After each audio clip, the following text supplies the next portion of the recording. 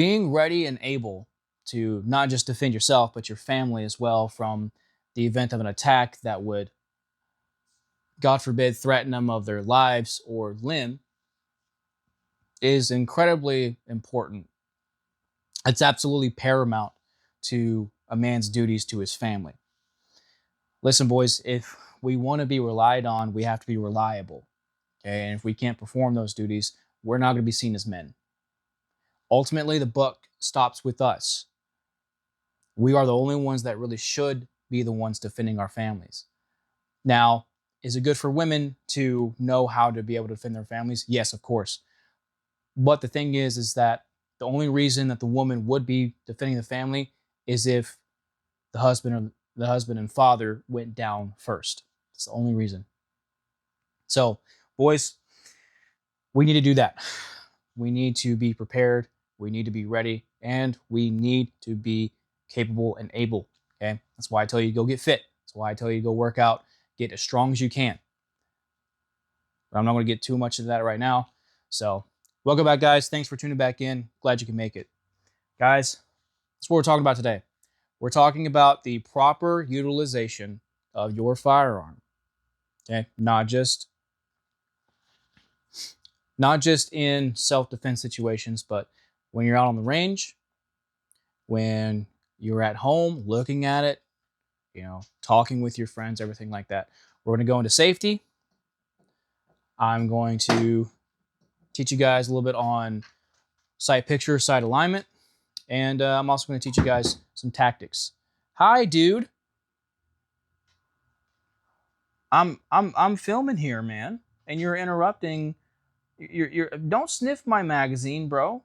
That's part of proper firearm safety. Don't lick other people's guns, okay? That's not. You're already failing. You're gonna get washed back, okay? I'm gonna wash you back. All right. Should have got a cat. They wouldn't be licking my magazine. Anyways, oh yeah, and I'm also going to teach you guys a little bit on remedial actions, okay, and intermediate actions, which is just going to be what to do if your gun jams, okay. Also, I want to go a little bit into rapid reload, stuff like that, okay. That being said, let's go ahead and get into it. All right, so if someone hands you a firearm, magazine out, slide lock to the rear. You're going to look into the chamber. Okay, not this way. Don't ever do that. Okay, don't ever do that.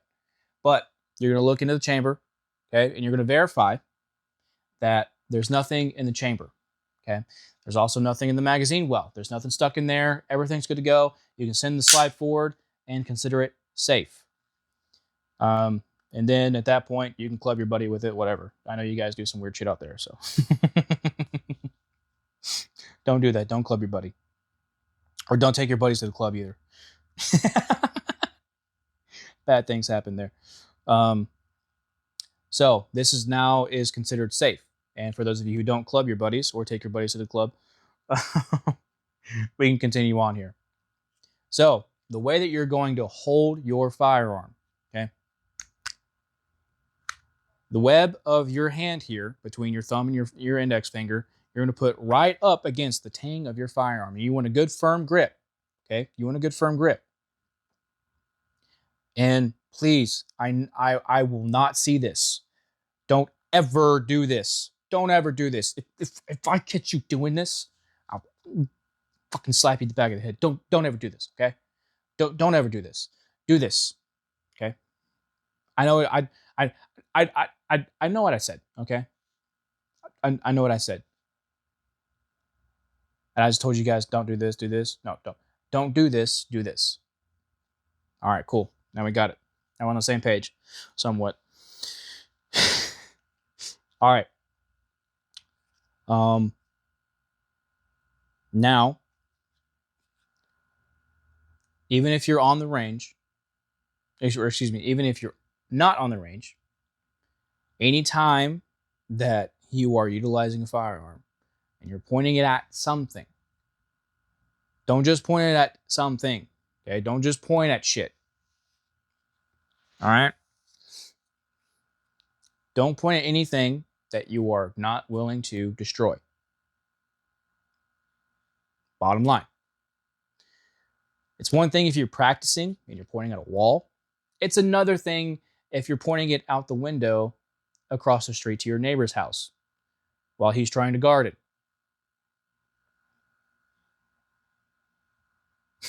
I've never done that. Don't ever do that. So let's call it your backdrop. Okay, know what's behind your target. Know what's behind your target. Okay. And like I was saying, don't aim at anything that you don't intend to shoot or kill.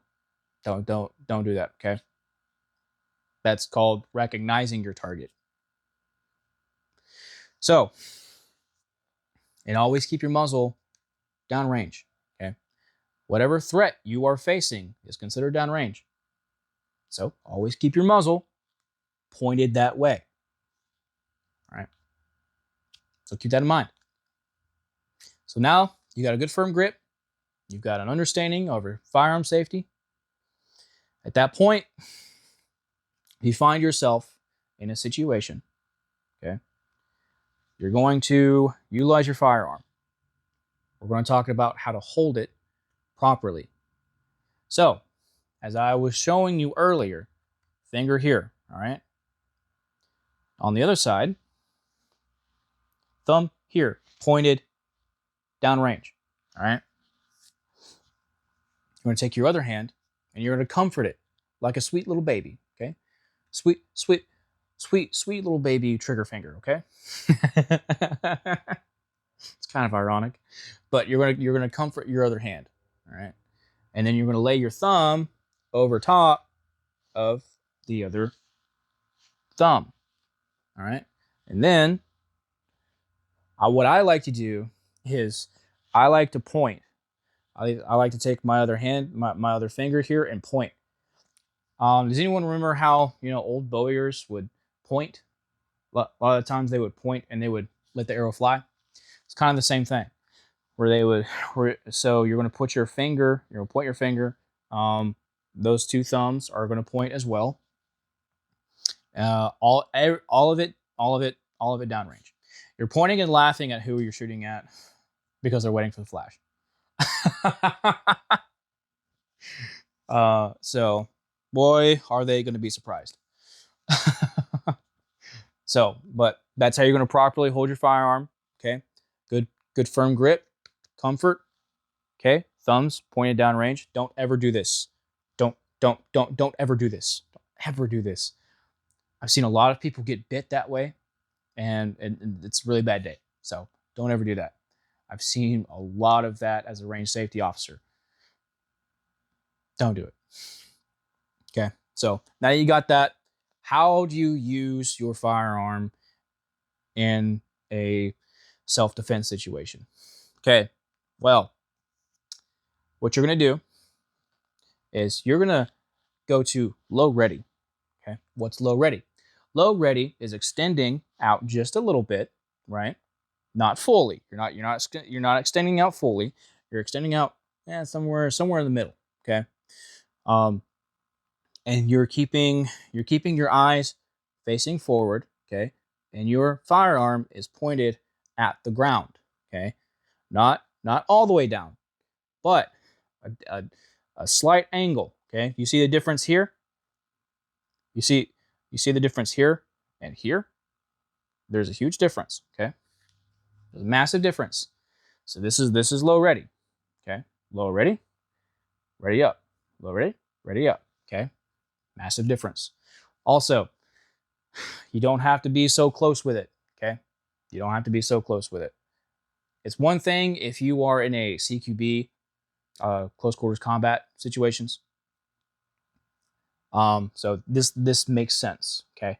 This makes sense because if you're going in a room, right, at that point you're going to extend. But we're not talking about clearing buildings, which is something that I will cover later on down the road. But we're not talking about that today. So low ready, okay? low, ready. And you're bringing your irons or whatever sight you're using up to your eyes. Okay. You're not bringing your head down. You're bringing the gun up. Your eyesight is already lined up with the target, right? So why are you moving it down? Now we're going to get into sight alignment. Sight alignment. What is sight alignment?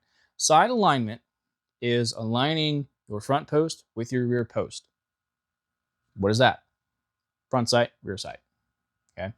The way you're going to do that is, let me see. Okay. All right. That is proper sight alignment. You see how it's flush? How the front sight is flush with the rear sight, right? And it's right in the middle there. That is proper sight alignment. Next is going to be sight picture. Sight picture is doing this, what I was just showing you, and lining it up with the target. Some guns, you can do that and you can line it up at center, which is called body mass. Okay. Some guns you will have to align at the bottom of the target, like the Beretta. That's why I fucking hate the Beretta.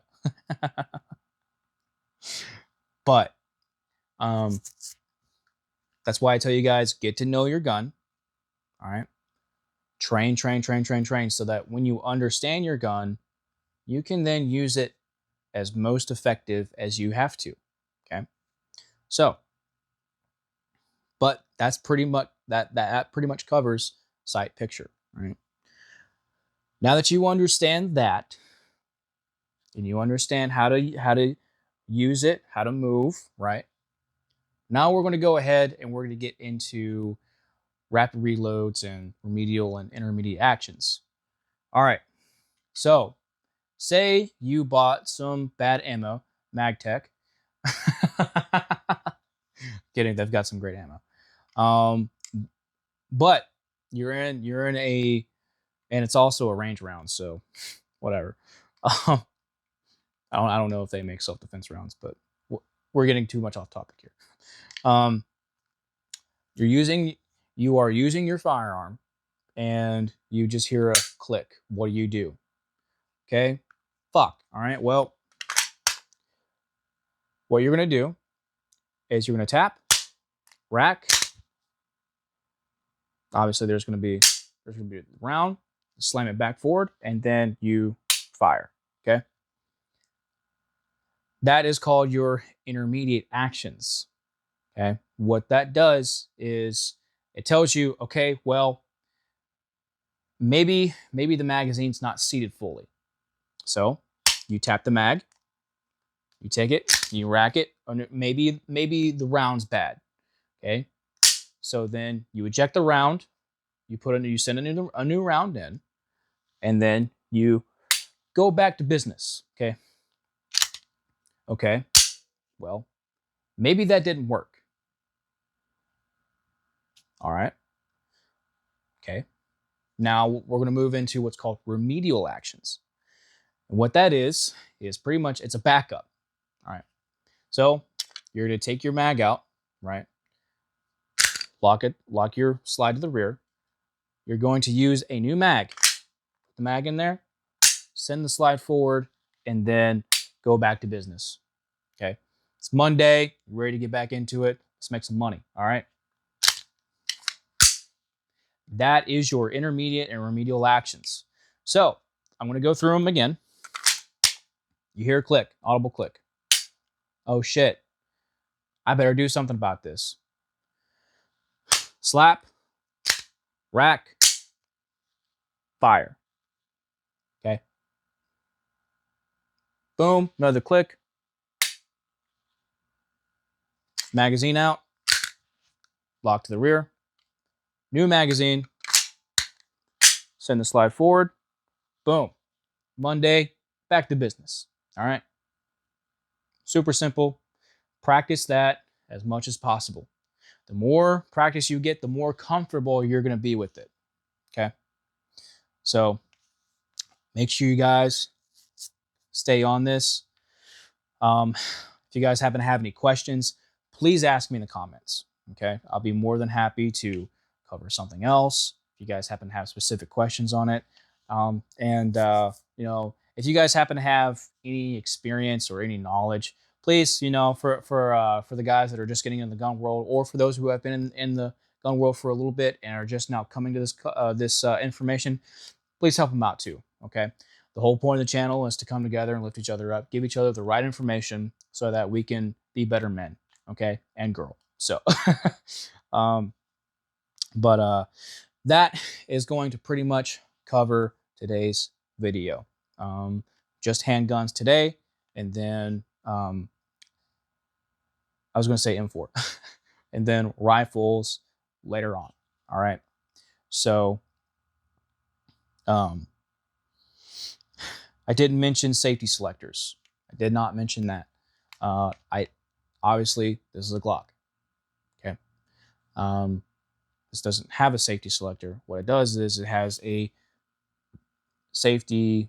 I guess I don't know what you would call that, but that is the safety right there. The only reason that safety goes off is because that is compressed. So, but if you have a safety, make sure that or a safety switch. Make sure that is always on safe. A lot of the times the safe is up. Okay. You'll see some firearms that will have a red dot, or I think a lot of them will actually, except the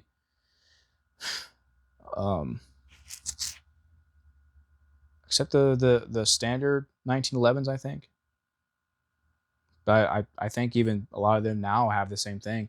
Anyways, the safety selectors will have that should have a red is dead dot there. So make sure you're keeping that in mind. You always want to make sure that is up. Now, some will have a double safety, right? Because you'll see like a tab in the back that's sticking out. That's your double safety there. So I know the Kimbers, they'll have it. But that being said, make sure the safety is always up. Make sure the safety is always covering that red dot until you're ready to fire. Then boom, you switch that back. It's good to practice having it on safe, and then as you draw, flipping that, right? So draw, flip it down, and then good. So and I'll go over drawing, I'll go over holstering, everything like that in another video. But because it's a lot of information, especially a lot of information that I threw at you, and I don't want to overwhelm you guys. So that's going to pretty much cover it today, guys. Like I said, if you happen to have anything that you want me to cover specifically, please let me know, and I'll be more than happy to cover that. All right, guys. So that being said, take care of yourselves. Okay, train. Not just with firearms, but with the mind and the body. Take care of yourselves. Okay, take care of each other too. As I was mentioning earlier in the video, if people need help, help them out. All right. This world, especially here in the West, we see something happen and we just continue to walk by as if we didn't see it at all. Right. So if you happen to see a homeless person struggling and they need cash, obviously make sure you do your due diligence and don't be duped. But if they legitimately seem homeless, dude, toss them like $5-10 so that they can go and eat something, Or if someone's having a rough time in the comment section and they need someone to reach out to them, do that, man. Or if someone's calling at 2 or 3 o'clock in the morning, they need you to pick up. Dude, don't be that guy that doesn't pick up and then later find out that unfortunately they took their life. And you picking up would have meant the difference. Don't be that person, man. It's a rough life to live. That's not something that I've been through, but that's something that I believe in wholeheartedly, is always picking up and being that person that is there no matter what. Well, I mean, not no matter what, but um, in someone's darkest moments when they need you to pick up, that you're there. That's what I mean. So, uh, it means a lot, guys. It really does. There's a lot of people that are already going through some really dark shit, right? And you never really know what someone's going through. So it's always good to be there than not. So that being said, guys, thanks for tuning in. I'll talk to you guys soon.